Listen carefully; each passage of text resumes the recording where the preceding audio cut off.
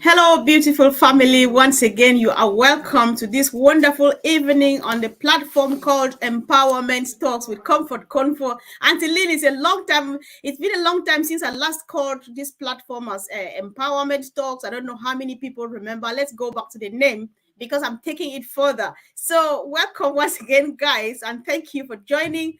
And as you can see today, we are joined by a Wonder Woman, powerful lady joining in all the way from Kenya. It is midnight in Kenya, but she's sitting here and smiling just because of the joy in her heart. She's just so happy that she's got the opportunity to get her dream fulfilled. And so I don't want to let the cat out of the bag because she is going to tell us everything what she brings to us tonight. So guys, join me. Welcome our own sister, Brenda Matete. Sister, you are welcome. Comfort. Hi, everyone. I'm so happy and I feel so honored to be in the show today. My name's Brenda Matete. I'm a nurse by profession. I'm a midwife. I'm a trainer. And my trainings, I basically do them. It's community-based trainings. I train the communities on, disease prevention, mothers on, issues pertaining to health, basically. So I'm so happy and privileged to be here. So as you've heard, my name's Brenda Matete. I'm married to one husband. I have That's important.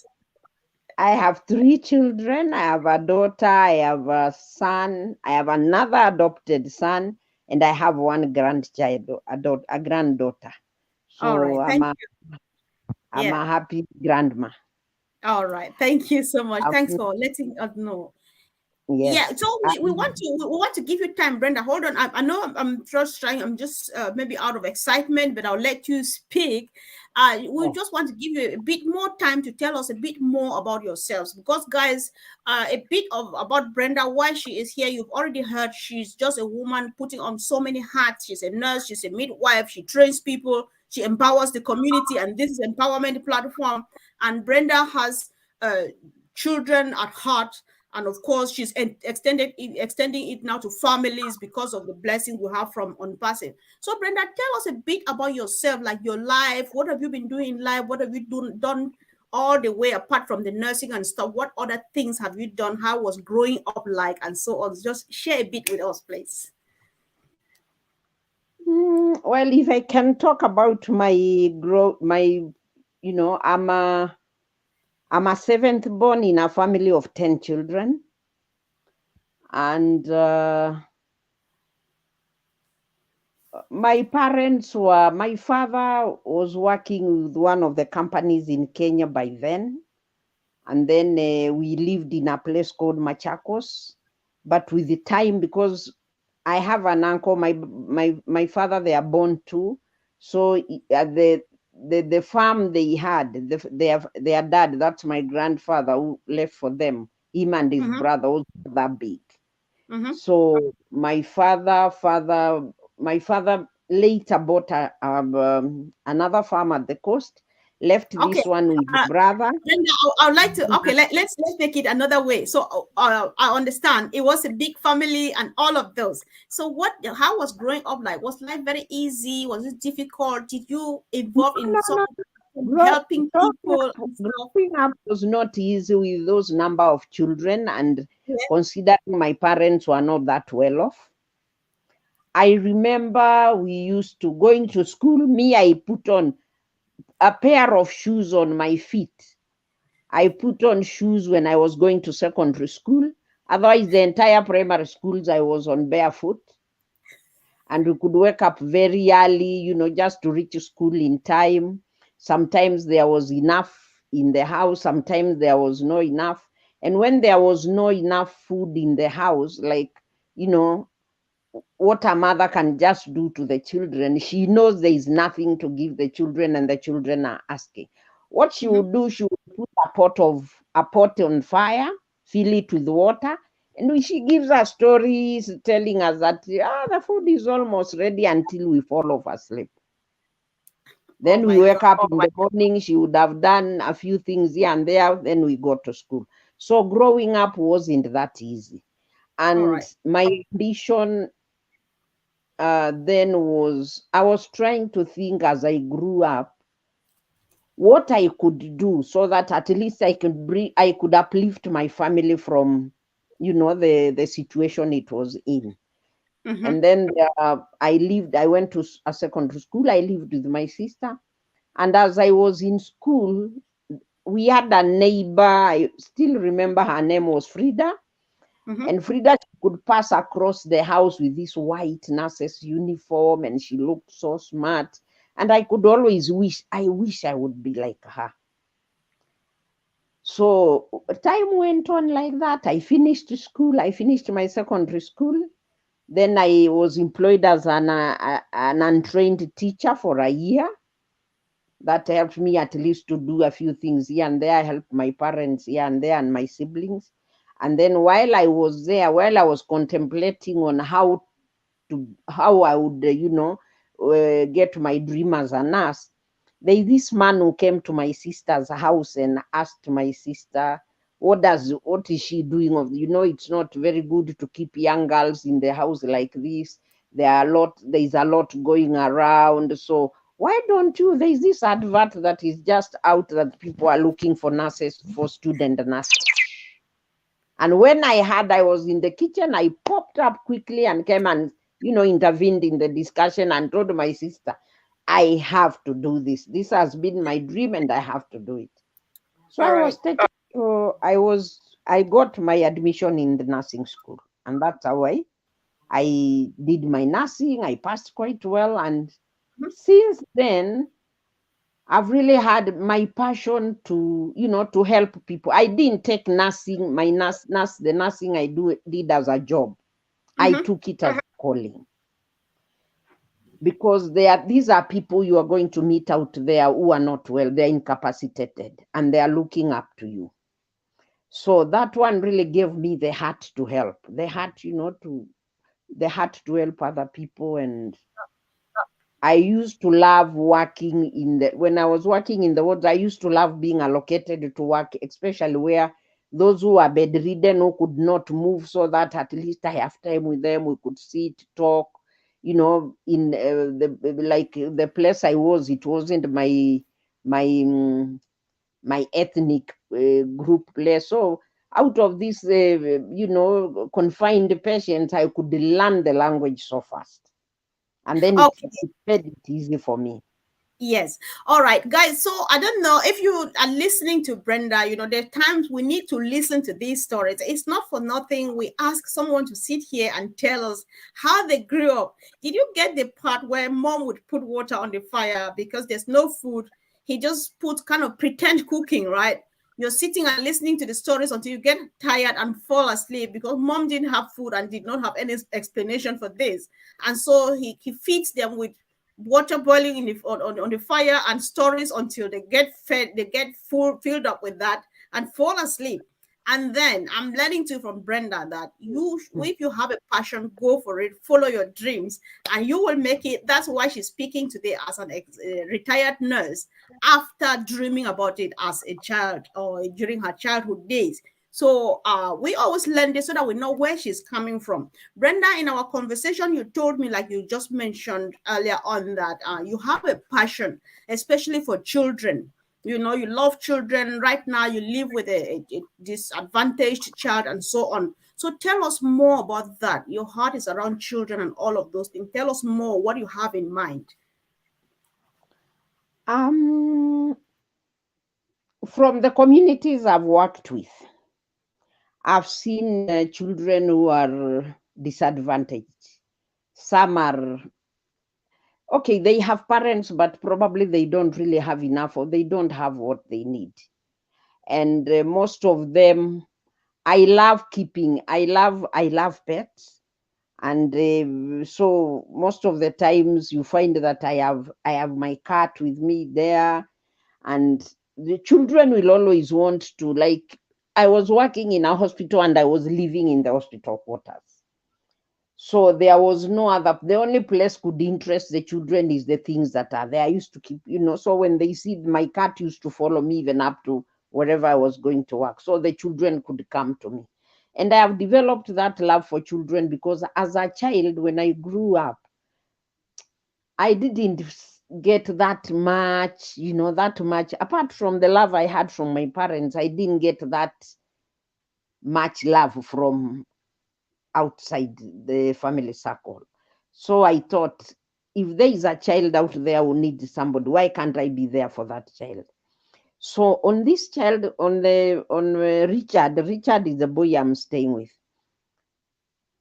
Initially, before Richard, my sister, my elder sister, I went to visit her, and I saw a lot of children come to her house because she's a teacher. Some were from her school, and like that. And if you could see even the way they are dressed, they are not dressed well. So every time I would go to visit her, sometimes I would go to buy what I can afford, like even second-hand clothes, and go with them, then call the children together, make some food, eat together, and then distribute the clothes to them.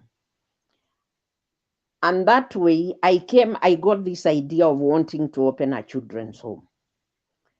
But I didn't have the capacity financially. So I wrote, because the hospital I was working for was Swedish funded.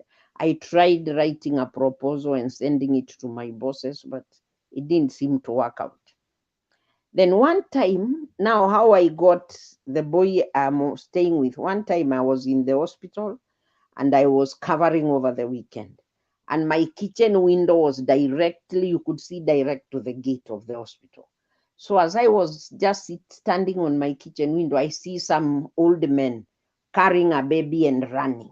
Then I thought, this must be a very sick baby. It must be an emergency. Let me run out and attend to it. So I ran out, went, opened the office, tried, asked them what is the problem. They told me, this child, we have picked him somewhere, in the bushes around here, and would like you to check whether he's sick or not, he's well or not. So we took the baby. I called Purity, was the girl who was working in the lab. As we were doing some tests in the lab, when we came out, apparently everybody had disappeared. There was one old man who was left there. Then because he knew me, he told me, Brenda, you know very well, me, I cannot take care of this child. I lost my wife just the other day, so I think you are the one who is best in this. So good luck with the child. And Oh, so that's it's, how. it's actually, so you had Richard all from when he was a baby. Is Yeah, he Richard? hadn't, he wasn't a baby as he was a baby as because he hadn't started crawling. He was So that young. yeah. Mm-hmm. So now I wondered, what do I do with the baby? Then I called the security person. Then we took this baby. We went on top of a pickup. There's this tall guy who was holding the baby on the pickup and going around the market. Whoever could know the child, nobody seemed to know the child. So I had to go back with my child to my house. Then the guy told me, no, this one we have to report to the police. So we went to the police station in the night. It was around 7 in the evening. And at the station, we were told, it's too late. Go and come tomorrow. So I went back with my baby, slept with him. Then in the morning, spent a night with him. Then the morning, we went again there. Then I was told to go to the children's office. I go to the children's office. I'm told we have no place for such small young children. Just stay with the child for 3 months, see if Oh, anybody come and claim. And it has been like that since May 2012 until today. oh my God. Well, it's a blessing, isn't it? I know that there must have been challenges, but you still count it blessings, right? That you're Right. able to give him a life. Yeah. It is So a blessing because he makes my day at the end of it all. yeah, I know. So, guys, I know these are rare stories that sometimes we don't really, they don't come Oh, by really quick. So, tell us oh, what no. you think. Yeah, When sorry. I was in Meru, I met somebody by the name Francis Wambua. Francis Wambua is a founder also with us. Him and another, now the one who sponsors I can say my upline in non-passive. And we were talking and they told me, you better thank God that you have met us today. I asked them, why? What is that you have for me that I should thank God for? Then they told me the story about this man called Mr. Hashim Fare. I don't know what, a lot of stories. Then I told them, this is something new for me. Let me go think about it. Then I went, I thought about it. Then I asked myself, could this be an opportunity?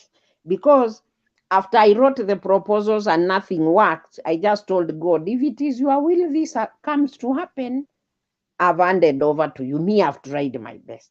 Then I thought this could be an opportunity. And I said, there is nothing that comes without taking risk. It's only $97. Let me risk. So I joined. When I joined, now I started hearing about what is happening. Then I said, yes, this is it. I'm at the right. You're at God the has right place at the actually, right time. Yes. God has So, actually answered my prayer. yeah, so Brenda, before I go, you told me to, apart from Richard, there are other children that you and your sister are helping because they are struggling, just like Richard did, and you are giving them help. And just like you are saying, on when you learned about on passive, you learned and understood everything, and you are like, yes, this is it. It has happened. So, what are your Yes. plans now? Because there are countless number of children like Richard, not only in Kenya, not only in your neighborhood, but all over the world. So what are you planning? How do you think on passive is going to make your dream come true? On passive is going to make my dream come true because when the apples start falling, I believe that despite me having needs as a person, my priority is these children. There are 3 children. There are 2 boys and a girl that my sister stays with, but we help each other in educating them. 2 are orphans, and one, the parents are not able to take care of him. So my sister just took him, and we agreed that we bring them up together. So with on passive, my dream to do a home, I still have it. It's still valid because that way we'll be able to, even in the communities, and not only in my community or in Kenya alone, we have the Mission for Africa platform. So through that, we can be able to reach so many people. My plan now is, one, I would like to see these children going through their education. I would like to, once on passive, once whatever we are expecting starts, then I'll try and see how I can even help others. And then also, I would like also within the home, if possible, to try and see there are girls who are school dropouts because they got pregnant while in school. Some have been abandoned by their parents, to see if we can have like an empowerment center for them to train them on, skill development. Because I'm sure everybody has their own talents here and there. So actually, that is what is my plan. And I believe it is coming to pass. And I know I want to bring this here, if you can bear with me. We one of the things, because why we discuss these things, you tell all of these stories, tell what people are going through. Many people are watching us, and somebody Yes, would definitely, somebody's heart will go to some particular thing or some particular person, because we have grown up as a team and a family on passive, and that's how we are going to continue. So yes. so you are planning to build this home. Like when you say you're building a home, is it like a residential place for these children, or is it just a empowerment center where they come learn stuff and go away? And what are some of the the difficulties or the particular things that you think they can do that will help them? Just elaborate a bit more, because people get from this, people will know that if I'm ready, I will help this person like this because of that. Basically, what I was thinking of is having like a residential place for the children where I will stay with them myself. I won't keep them there. It's like I build a place, a home, and then I have a place for the children. And then also we would have on the side, we could have a small a space where we could have these girls come in, do their trainings, develop their skills. The only challenge is that the piece of land to do this, it's already there. I already bought it. I have it. So the only thing that now to develop the place, because if I'm going to keep those children there, then I'll need to make sure that the premise is conducive for them. Challenges don't miss here and there. And the constructions and things like that, I believe when that time comes, since we are all in this platform, I don't expect that once on passive is on and we've started earning what we're earning, then we'll disperse. These platforms will still be there. So we'll be in a position to say, I have done this up to this. These are my challenges and things like that.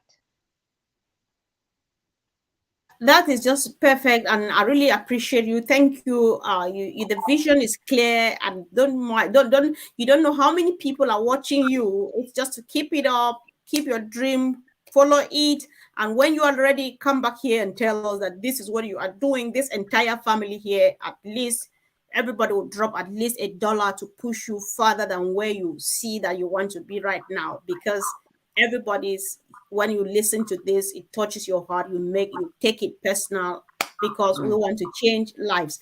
So I know that you are doing these things, you just want to stop children today from experiencing what you experienced when you were a child.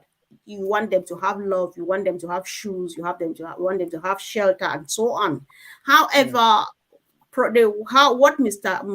Ashmufare promises us is plenty. He is going to provide for us a bit more than enough. So, what are some of the things that you had dreamed to do that you think you will get it done now for your own self? Because yeah, you did not have that much. There are things that you would have loved to do. So, what are some of those things that you like to do now that you have everything in front of you? For myself, I would like to live in a lovely home. I would love to. I don't even know what to say, because right now, according to everybody wants good things. I would love good things. But considering age also, there are other people who need more than I do. I think I've done a lot for myself. And the little is just the Yeah, little is just to make me live comfortably, live happy. If I feel yeah, like going for a holiday, I go, something like that. But yeah, of course. So many things, yeah.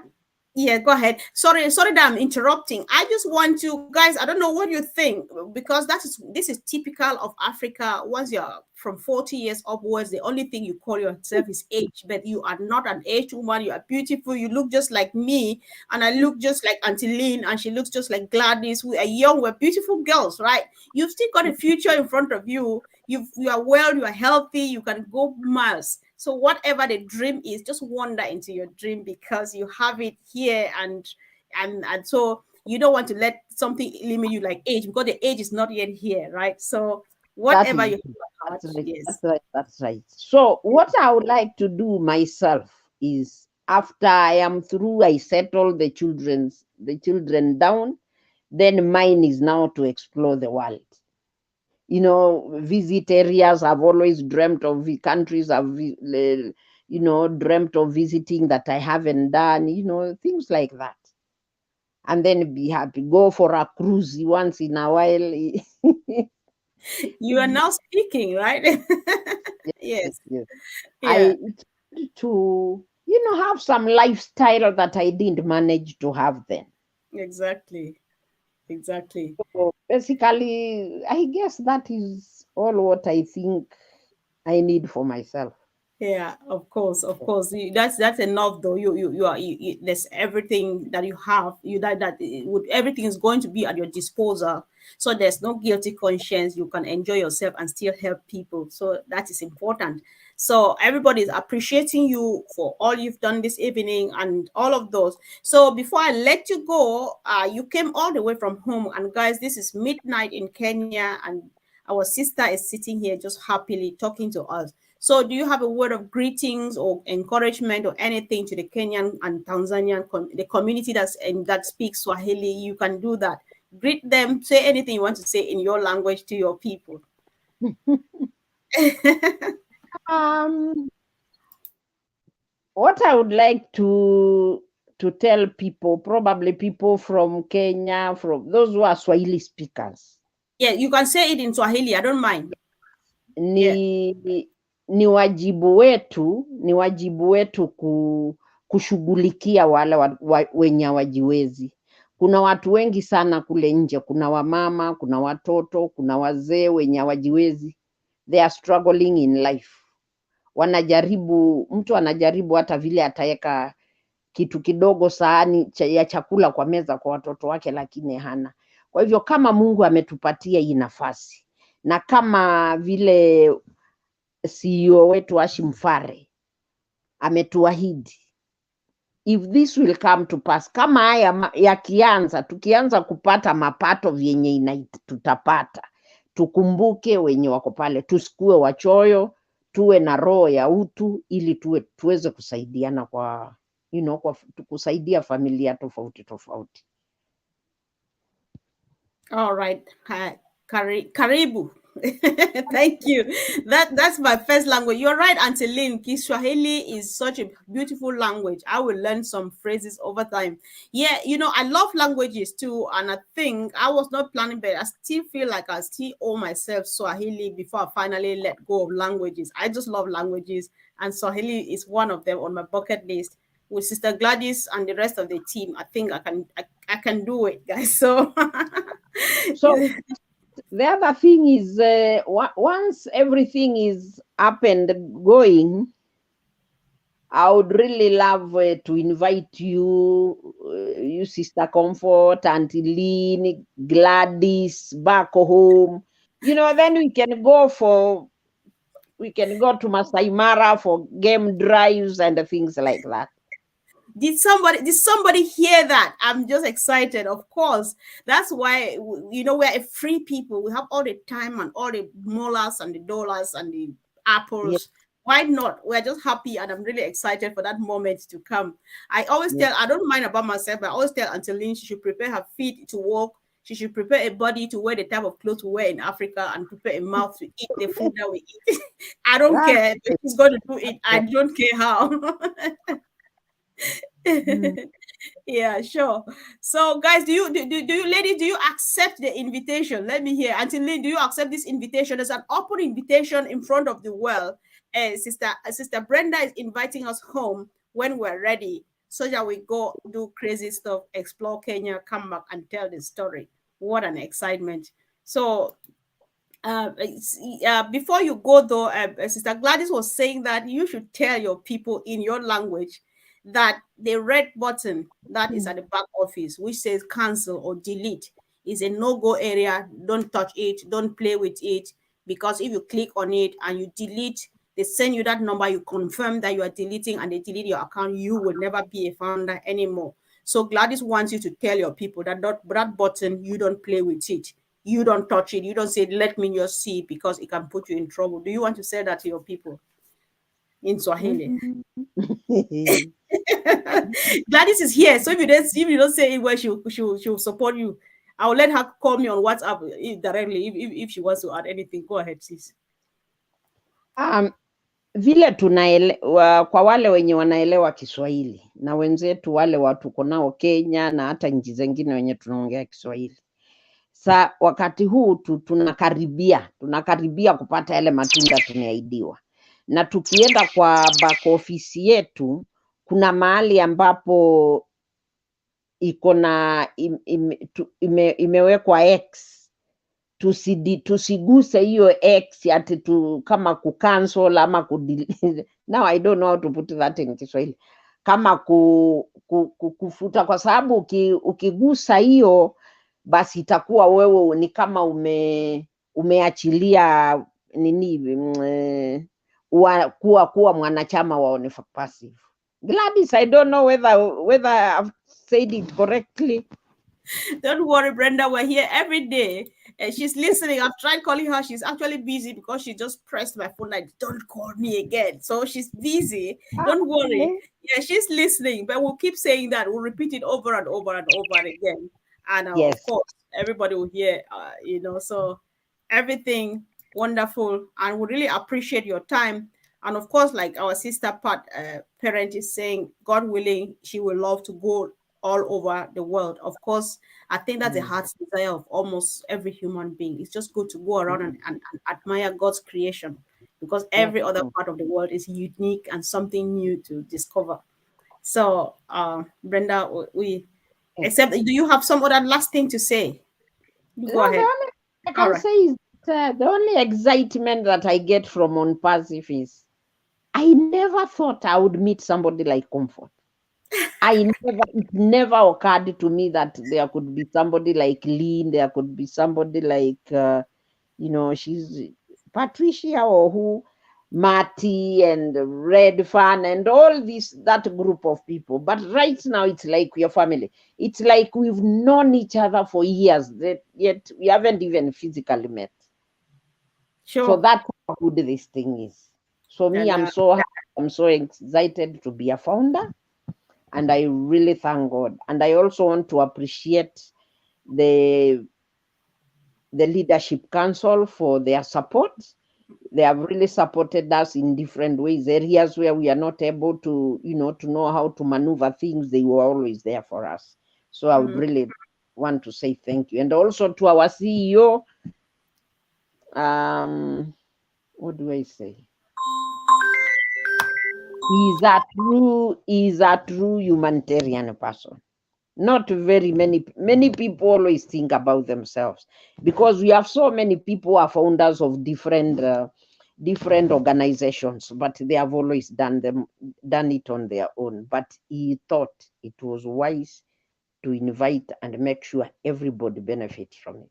So thank you so much, Comfort. all right. Thank you. Before you go, Brenda, surprise, surprise, somebody is here. So go ahead and speak, sis.